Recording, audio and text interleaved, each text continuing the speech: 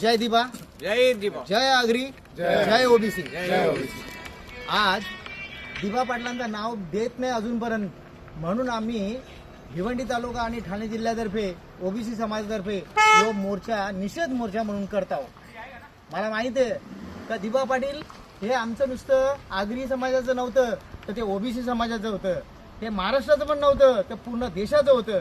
मग असे माणसाचं नाव अजूनपर्यंत सरकार का लावी नाही, आश्वासन देतं, पण सरकार मात्र तो नाव लावायला मागं पुरं करतं. अरे पोऱ्याचा बारसा करायचा ना, नाव नाही ठेवायचा, असा काव होतं काय? असा काव होला नाही. पण या वेळेला झेला तसा आमचे दिबा पाटलाचं नाव विमानतळाला द्यायच्या अगोदरच उद्घाटन पण केला ना, विमान पण उरवला.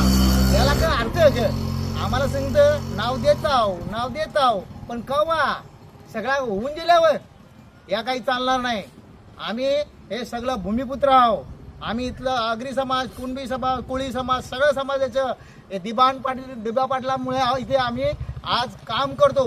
आज आम्ही नावावर उभा आलो, आमच्या जमिनींना हक्क मिळाला, आमच्या जमिनी चांगल्या भावाने गेल्या, त्या केवळ आमच्या दिबा पाटलांमुळे.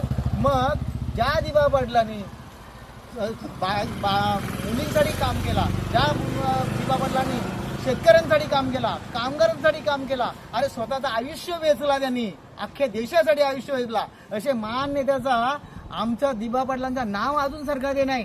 म्हणून आम्ही ओबीसी समाज, संपूर्ण ओबीसी समाज आज एकवटलेला आहोत. निषेध करतो आम्ही सरकारचा.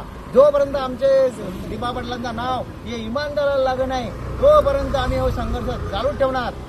ज्याने देशासाठी काम केले अशा महान नेत्याला सरकारने पण विसरू नये आणि या भूमिपुत्रांना पण विसरू नये. एक नाहीतर भूमिपुत्र एकदा चिरला तर तो कसा असतं, आगीसारखा असतं. लक्षात ठेवा.